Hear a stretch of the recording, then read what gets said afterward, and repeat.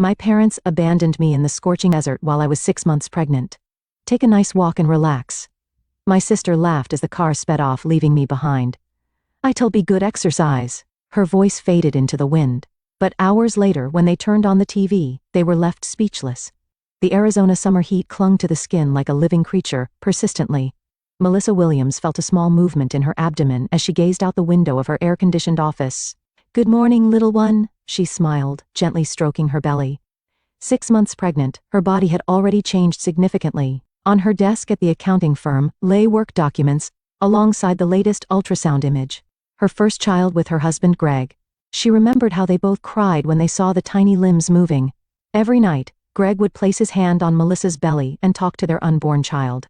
"Melissa, how's the paperwork for the Lyman family coming along?" Her boss Michael called out. "I'm just doing the final check. It should be done in about 30 minutes. As she returned to work, she thought about dinner with her parents that evening. It wasn't just a family gathering for her. It was a small ordeal. Robert and Charlotte Johnson, the real estate tycoons known to everyone in the Phoenix suburbs, and the stars of the social scene. And her parents. From the outside, they appeared to be the picture of a perfect family. But beneath the paint were hidden complex hues. Lately, things had become even more complicated since her sister Vanessa had divorced and moved back home. Vanessa had always been the favorite child, living a life contrary to Melissa's. While Melissa studied accounting diligently in college and built her career, Vanessa dropped out of art school and enjoyed a glamorous life at parties of the wealthy. Her marriage to the heir of a real estate company had been extravagant but ended after just 2 years. "That girl is too emotional. She has talent but is always misunderstood by others," Charlotte would often say. And each time, Melissa would just listen silently. Melissa's cell phone rang, with Mother displayed on the screen. "Melissa, dinner tonight has been changed to 7. Vanessa's yoga class is running late. But Mom, Greg and I both adjusted our work schedules for 6. You've always been flexible. And isn't Greg busy with work as usual anyway?" Melissa took a deep breath. "Fine, we'll come at 7. I'll try to let Greg know." After hanging up, she leaned back in her chair, exhausted. It was always like this. Melissa was always expected to be the irresponsible eldest daughter, while Vanessa's whims dictated family decisions. In the evening, Melissa parked her car in front of the Johnson mansion. Greg couldn't cancel his meeting with an important client after all. "I'm sorry, honey. But today I'll be strong enough for both of us," she said, as if speaking to the baby in her belly. As she opened the door, Vanessa's lively laughter could already be heard from inside. Entering the living room, she saw Vanessa lounging on the sofa, legs outstretched, laughing about something with their father. "Oh, Melissa, you finally made it." Her mother Charlotte approached with a wine glass. "My, you've really filled out, haven't you?" Melissa could barely manage a smile. "That's because I'm pregnant, Mom." "Melissa, did you buy that outfit at a maternity store?" Vanessa asked with a grimace. "There are much more stylish options available. I chose it for functionality. I can wear it to the office too. Well, I suppose." "But appearance matters too," her mother interjected. "Robert, bring Melissa something to drink." Her father Robert stood up and headed to the bar counter. Even at 65, his dignified presence was characteristic of the man who had intimidated counterparts in countless real estate deals. "So Melissa, busy at work?" her father asked, handing her a non-alcoholic drink. "Yes, it's quarterly closing time. Always work, work, work with you." Vanessa rolled her eyes. "Once the baby's born, you won't be able to work so much." "Is that something you're worried about, Vanessa?" Melissa quietly asked. For a moment, the air seemed to freeze, but her mother quickly changed the subject. "Hey, why don't we have a picnic near the Grand Canyon this weekend? The weather should be nice, and it would be a good change of pace for Melissa." "That sounds wonderful." Vanessa leaned forward excitedly. "I bought a new drone. We can take amazing scenic photos. Greg has to work this weekend," Melissa began, but her father interrupted. "Greg is always working. You should tell him to value family time a bit more." Melissa wanted to object, but the dinner bell rang, interrupting the conversation. During the meal, they discussed baby names and nursery preparations. On the surface, it was a pleasant family dinner, but Melissa felt Vanessa's gaze on her several times. "Melissa, I'm thinking of having the Grand Canyon picnic on Saturday. Would that work for you?" Her mother brought up again. Though she wanted to refuse, faced with her parents' expectant faces and Vanessa's challenging eyes, Melissa nodded as usual. "Yes, that's fine. I'll join you." As she was leaving, Vanessa stared at Melissa's belly and said, "With the baby, our parents' attention is all on you now, isn't it?" "Vanessa, this isn't a competition, isn't it?" Vanessa smiled eerily. Saturday morning, Melissa woke up with mixed feelings. Greg had already left, leaving a note by her pillow. "I'll come pick you up if work finishes early. Take care, Love you. She clutched the note to her chest and took a deep breath. It's going to be okay, Melissa said, as if talking to her baby. Just a family trip. It'll be over soon. An hour before the scheduled time, Robert's luxury SUV stopped in front of her apartment. From the driver's seat, her father waved, and Vanessa waved from the back seat. Her mother Charlotte got out of the passenger seat and embraced Melissa. Today's going to be a lovely day, Charlotte smiled, but her eyes seemed to be thinking of something else. In the car, Vanessa chatted enthusiastically about her new designer sunglasses and drone. Melissa directed her gaze out the window, watching the Arizona wilderness unfold. As they moved away from the city, the landscape gradually became drier, with browns and reds becoming the dominant colors. Dad, where are we going? Melissa asked. We're still far from the Grand Canyon, right?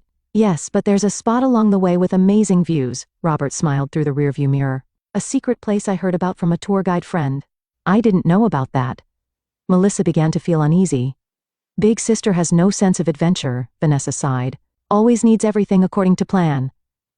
I'm pregnant, Vanessa, Melissa quietly retorted. Some concern is natural. The car left the paved road and turned onto a gravel path. Red rock mountains dotted the surroundings, with dry shrubs scattered about. It was a deserted place with no tourists in sight. Are you sure this is right? Melissa couldn't hide her concern. You worry too much, her mother said. Robert knows the way. After driving about 20 minutes more, the car suddenly stopped. There was nothing around, just the vast desert landscape. Here we are, Robert announced excitedly. The view from here is spectacular. Everyone got out of the car, and Melissa felt the strong sunlight. The June Arizona sun was beating down mercilessly. She pulled her hat down and reapplied sunscreen. Look, if we climb that hill over there, we'll have an even more wonderful view, Charlotte pointed to a distant hill. It was at least 500 meters away. We're walking that far? Melissa was surprised. I'm a bit tired, and in this heat. Here we go again? Vanessa rolled her eyes. Always complaining. A little walking won't hurt the baby. Melissa was about to respond but swallowed her words when she saw her parents' expectant eyes. Fine, but I'm taking water with me. She pulled out a bottle. The group began walking. Melissa moved at a slow pace, occasionally stopping to rest. Her parents and Vanessa went ahead, seemingly whispering about something among themselves. When they reached the middle of the hill, Robert suddenly stopped. Oh, I forgot the camera in the car? He slapped his forehead. Charlotte, let's go back and get it. I'll come too, Vanessa quickly said. No, you stay with Melissa, Charlotte instructed. We'll be right back. Melissa watched her parents hurry back down the hill. Vanessa sat on a rock, looking disgruntled, staring at her smartphone. They said they'd be right back. Melissa noticed more than 20 minutes had passed. Vanessa, can you call Dad? No signal, Vanessa answered indifferently. Besides, I need to use the bathroom. I'm going back to the car. Wait, let's go together. But Vanessa had already started walking. Melissa sighed and slowly followed.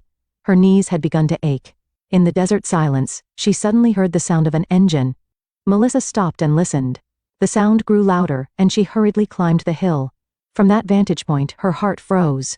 She could see the family SUV driving away in a cloud of dust. What are you doing? Melissa shouted, and started to descend quickly. But her pregnant body couldn't move fast enough. Filled with fear and disbelief, she pulled out her mobile phone. The no-service display seemed to mock her. The car continued to move further away, but in the last moment the passenger window opened, and Vanessa's face appeared. Carried on the wind, her voice reached Melissa. Enjoy a relaxing walk. Melissa stopped, frozen with despair. It's good exercise. Vanessa's final words faded in the wind. The car became a small dot and eventually disappeared beyond the horizon. Melissa collapsed to her knees and sat on the sand. This must be a bad joke, she whispered in a trembling voice. They'll come back soon. But an hour passed, then two, and no car appeared on the road. The sun grew stronger, and her water bottle was half empty. Melissa took a deep breath, trying to regain composure. Don't panic. Think. She looked around. Even the nearest road seemed kilometers away. Walking back to civilization was too dangerous, especially in her pregnant condition. I'll have to wait for help, she decided. Someone will come by. But she knew how unrealistic that was in this deserted place. Still, she didn't give up hope. For the sake of her baby, and for herself. Late in the afternoon, a miracle occurred. In the distance, she saw two figures with hiking gear. Melissa gathered her remaining strength, stood up, and waved. Help! Over here! The young couple noticed Melissa and hurried toward her. Their faces showed surprise and concern. Are you okay? The woman asked. A pregnant woman alone in a place like this. I was left behind. Melissa choked on her words, tears falling. My family. The man acted immediately, pulling water from his backpack and handing it to Melissa. Drink this first, then we'll call the police. There's no signal here. We have a satellite phone, the man said. We came prepared with all equipment, just in case. After hearing Melissa's story, the rescuers were furious. The man took out his phone and began filming the area around Melissa. Let's keep this as evidence, he said quietly. People who committed such an unforgivable act must face legal consequences. Melissa stood up with the couple's help, tears of gratitude flowing. In the rescue helicopter, Melissa had an oxygen mask attached by a paramedic.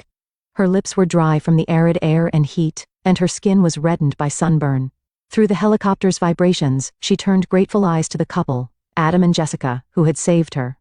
Are you all right? Jessica asked worriedly. The baby? Melissa nodded weakly. The paramedic smiled reassuringly. The fetal heartbeat is stable. Dehydration hasn't progressed too far, but we'll get you to the hospital for examination right away. My husband. Melissa strained to speak. We've already contacted him, Adam said. The police informed him as soon as we called. The helicopter landed on the rooftop of a general hospital in the Phoenix suburbs. A medical team was waiting, and Melissa was immediately transferred to a stretcher. As she was being carried into the hospital, she noticed a familiar silhouette rushing toward her from the end of the corridor. Melissa, Greg's voice echoed. His face was contorted with fear, relief, and anger. Greg. She held her husband's hand. Are you okay? The baby? He asked, fighting back tears. We're examining her now, the doctor said. Your wife has considerable heat exhaustion and dehydration, but her life is not in danger. We'll start in 4 and conduct tests immediately. Greg clung to Melissa's bedside, listening to the doctor's explanation. The police called me. I couldn't believe it, that your parents would do such a thing. No one can believe it. Melissa looked at her husband with tired eyes. But it's true. They left me behind. Vanessa was laughing. Before entering the examination room, 2 police officers approached the bed. Mrs. Williams, we'd like to talk to you as soon as possible, but your condition, a short interview should be fine, the doctor answered. About 10 minutes before the examination, the female officer smiled kindly and opened her notebook. First, let me confirm the facts. Today, you went out toward the Grand Canyon with your parents and sister, correct? Melissa nodded weakly and explained the details. As she spoke, Greg's face gradually changed to anger. We have this evidence. The other officer showed a video provided by Adam and Jessica. It records the situation when you were abandoned, the car leaving, and even voices from inside the car. We've also confirmed the license plate number, the female officer added. We've already issued an APB. Officers have been dispatched to your parents' home as well. At that moment, the hospital room door opened, and a well-dressed woman entered with a small microphone.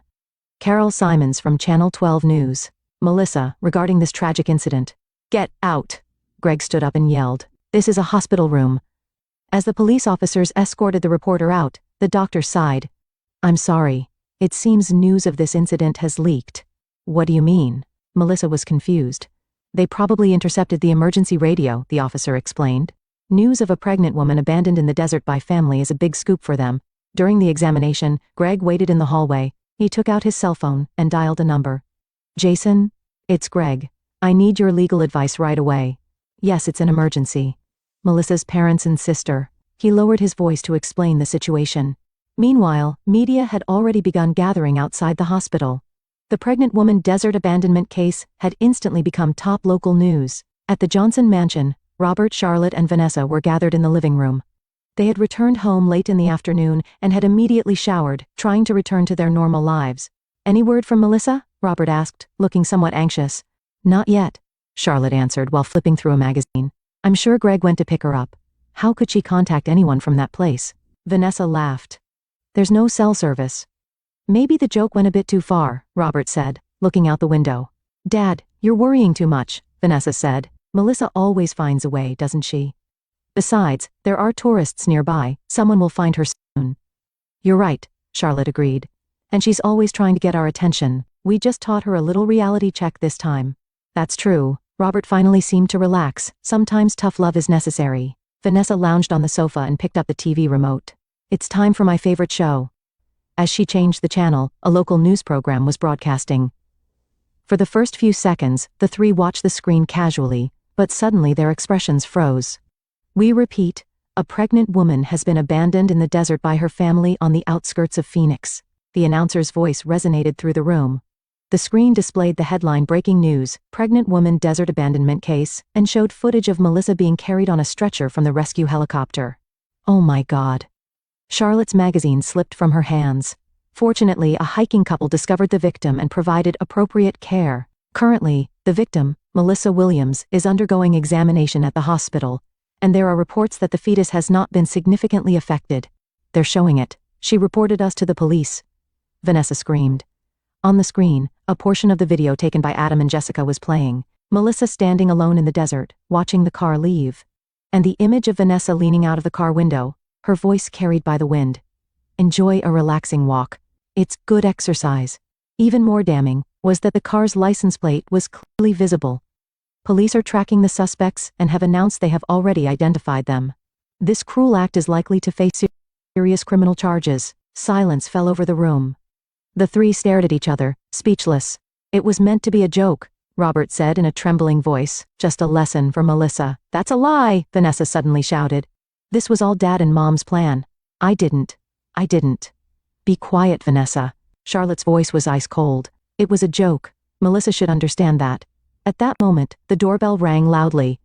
The three were frozen, unable to move.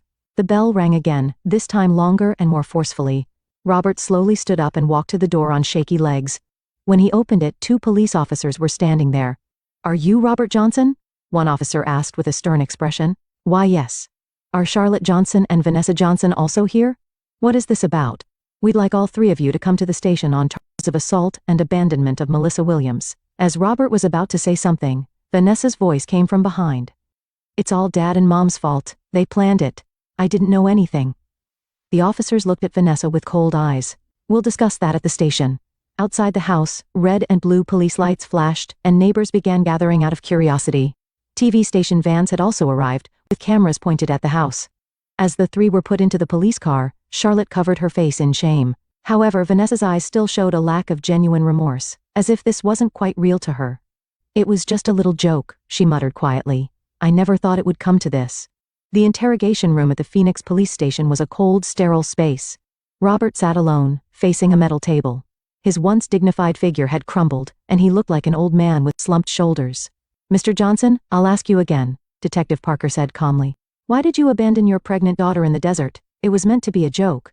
Robert couldn't meet his eyes. To teach Melissa a lesson. A lesson? Parker's voice was dripping with doubt. What kind of lesson did your pregnant daughter need? Robert stumbled over his words, sweat beading on his forehead. She's always only thinking about herself, especially since becoming pregnant. I see. Parker took notes while speaking.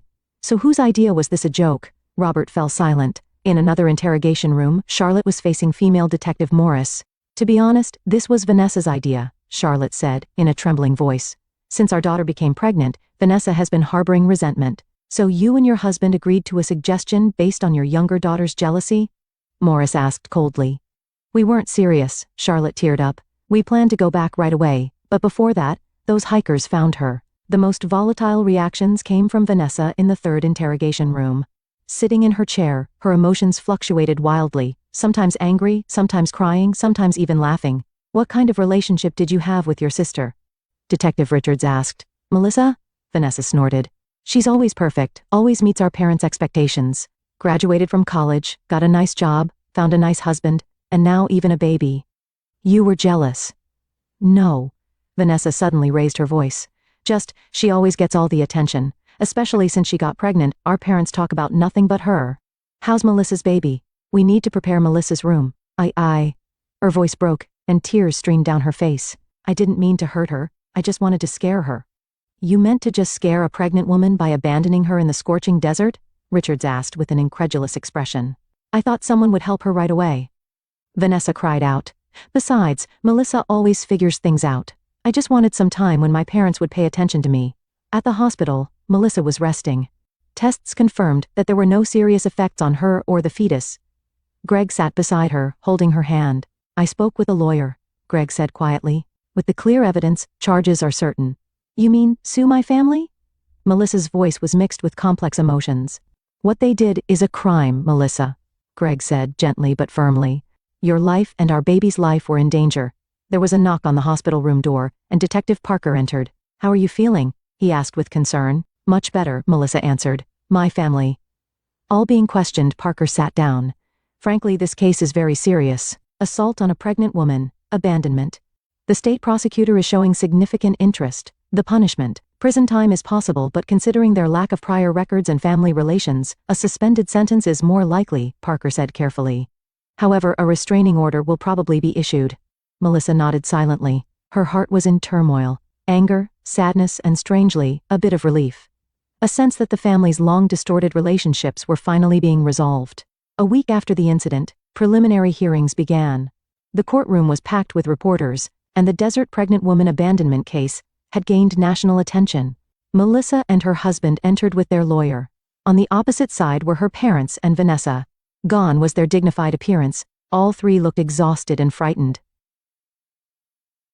Vanessa in particular had become the target of intense social media backlash, her hair disheveled in dark circles under her eyes. As evidence, the rescuing couple's testimony and video were presented.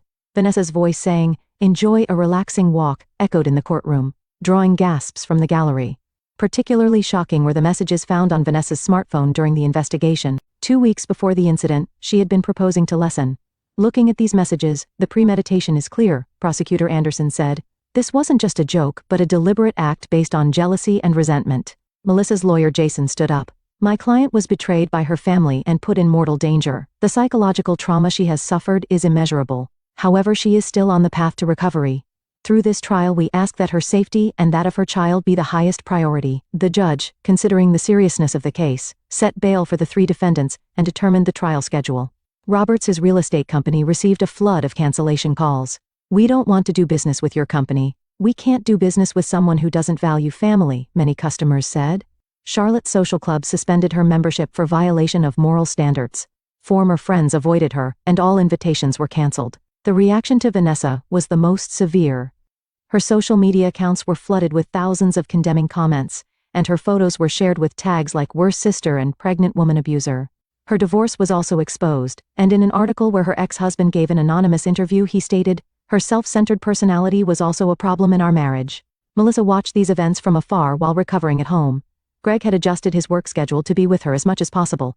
What do you think about what's happening to them? Greg asked. Honestly, I have mixed feelings, Melissa answered, looking out the window. What they did is unforgivable, but they're still my family, especially my parents. But they put you and our baby in danger. I know, Melissa placed her hand on her belly. That's why for this child, I need to be strong, not bound by past family relationships, but to protect our new family. That night, Melissa told Greg of another decision. I'll continue with the legal charges, she said resolutely, but not for revenge. It's to protect this child and to prevent someone else from going through the same thing. Especially since the social punishment Vanessa is receiving is more than enough. Greg hugged his wife. You really are strong. I have to be. Melissa smiled softly. You really are strong. I have to be. Melissa smiled softly. For this child. A year and a half passed. Emma, come to Mama. Melissa opened her arms on the lawn in the garden. The toddler girl walked toward her with a smile. Greg sat on a garden chair, gently watching his wife and daughter. She's strong like you, he smiled. Yes. But her gentle heart comes from you. Melissa lifted Emma and kissed her soft cheek. Life in their new home was peaceful. After the incident, they had left Phoenix and moved to another town in Arizona. For a new beginning. Melissa worked at an accounting firm just 3 days a week, spending the rest with Emma. It was a balanced life. You're meeting Kate today, right? Greg said. Kate was Melissa's therapist. Since the incident, she had been seeing her regularly to heal her emotional wounds. Yes, she's been very helpful. Melissa smiled. Especially lately when I think of them, I don't feel as much pain as before. It had taken a long time to overcome the trauma. Robert, the contract is ready. Charlotte entered a small office. Her husband sat at an old desk, looking at documents with a tired expression. Their once vast real estate company had shrunk to this small office.